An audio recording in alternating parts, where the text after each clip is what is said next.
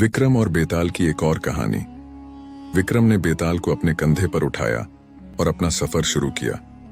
बेताल ने कहानी शुरू की। पुराने समय की बात है।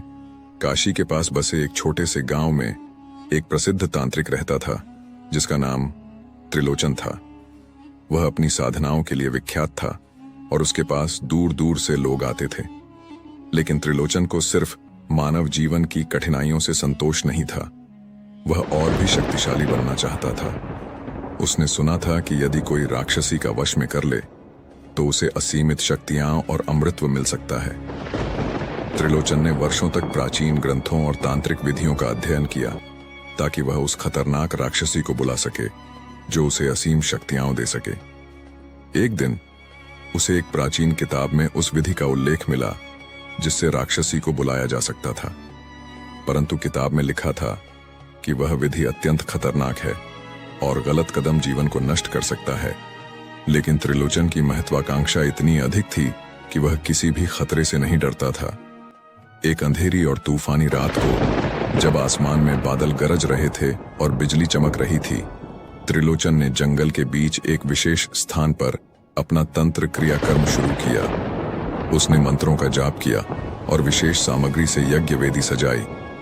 राक्षसी को बुलाने का यह कठिन अनुष्ठान कई घंटों तक चला और जैसे जैसे रात गहराती गई उसके मंत्रों का प्रभाव भी बढ़ता गया। अचानक हवा रुक गई और सब कुछ शांत हो गया। चारों ओर एक अजीब सी सिहरन फैल गई और तभी सामने एक भयानक धुंधलापन बन गया। उस धुंध के बीच से एक छाया प्रकट हुई। वह राक्षसी थी। उसकी आंखें आग की तरह चमक रही थीं और उसका शरीर विशाल और विकराल था। उसकी उपस्थिति से ही त्रिलोचन को एहसास हो गया कि उसने बहुत बड़ी गलती कर दी है। राक्षसी ने उसकी ओर देखा और हंसी, एक खौफनाक हंसी जो जंगल के हर कोने में गूंज उठी। तुमने मुझे बुलाया है त्रिलोचन, उसने अपनी गहरी आवाज में कहा। अब बताओ तुम मुझसे क्या चाहते हो? त्रिलोचन, जो अब भी भय और लालच के बीच फंसा हुआ था, बोला, मुझे अमृतत्व चाहिए। मैं सबसे बड़ा तांत्रिक बनना चाहता हूं जिससे मुझे कोई पराजित न कर सके। राक्षसी ने उसकी बात सुनकर और जोर से हंसते हुए कहा, तुम्हारी इच्छा पूरी हो सकती है, लेकिन हर चीज की एक कीमत होती है। त्रिलोचन ने बिना कुछ सोचे समझे कहा, मुझे कोई भी कीमत मंजूर है, बस मुझे अमृतत्व दे दो। राक्षसी ने अपनी जादुई शक्तियों का उपयोग किया और त्रिलोचन को एक अमूल्य मणि दी।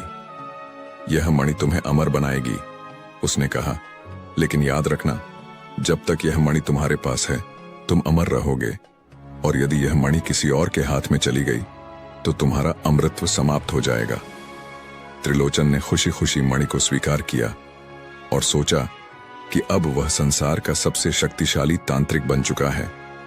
वह गांव में लौटा और अपने नए शक्तियों का प्रदर्शन करने लगा। लोग उसकी पूजा करने लगे और वह एक अद्वितीय सत्ता बन गया। लेकिन कुछ महीनों के बाद एक रात जब वह गहरी नींद में था, उसकी मणि अचानक गायब हो गई। उसे एहसास हुआ कि राक्षसी ने उसके साथ छल किया था। मणि के गायब होते ही त्रिलोचन की शक्तियां खत्म हो गईं और वह सामान्य मानव की तरह कमजोर हो गया। वह फिर से जंगल की ओर भागा राक्षसी को बुलाने के लिए, लेकिन इस बार उसकी पुकार का कोई जवाब नहीं मिला। उसकी ताकत, उसकी शक्तियां और उसका गौरव सब कुछ समाप्त हो चुका था। बेताल का सवाल, बताओ है राजन, उसे तांत्रिक को भटकती आत्मा क्यों बनना पड़ा? विक्रम आदित्य का जवाब, उसे तांत्रिक को उसकी लालसा ले डूबी। अगर वह लालची नहीं होता तो अपना जीवन अच्छे से जी पाता। इस कहानी से हमें शिक्षा मिलती है कि हमें कभी लालच नहीं करना चाहिए। ऐसी ही मजेदार कहानियां सुनने के लिए हमारे चैनल को सब्सक्राइब करें, लाइक करें, शेयर करें और कमेंट करें। तो देर किस बात की, अभी सब्सक्राइब करें